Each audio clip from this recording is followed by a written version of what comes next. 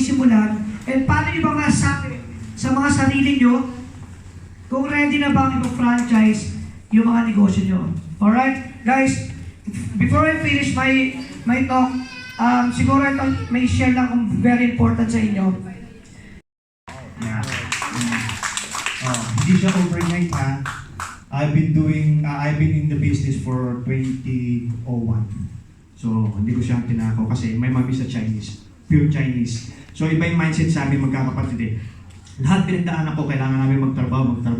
Naging forklift operator ako, naging merchandising ako, naging supervisor ako, lahat.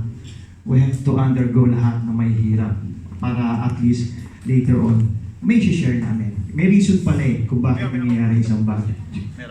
Later, anong isi-share mo? So, we're so blessed right now. Nandito tayo, especially yung naghahanap ng potential na ma-franchise. Especially sa may mga konseptong gustong ipa-franchise at sa mga franchisor. May dahilan kung bakit nag-gather tayo. This is not an accident. So, may reason ng Panginoon kung bakit nangyayari ito. So,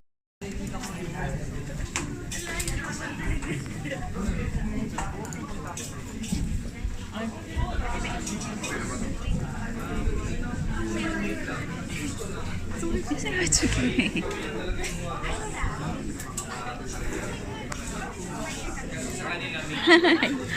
Hi.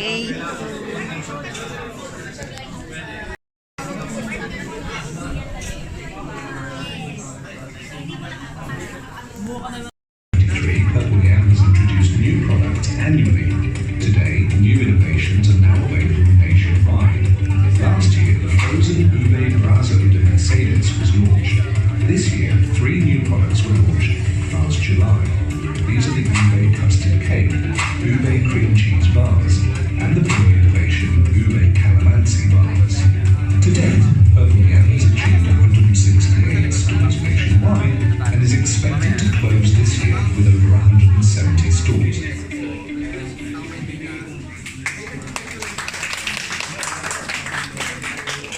Ayan, nagyabang ko sa video. Pasensya na po, hindi kami handa. Alright, so nandito lang po ako para mag-share ng konti sa inyo. Uy, si Ma'am Daisy, nandito pala. Ayan, para mag-share ng konti sa inyo. Turo niyan, tell me who your friends are and I'll tell you who you are. Yan naman po yung laging nasabihan. Pero ito po ang realidad ng buhay. Everything is all about your energy. Your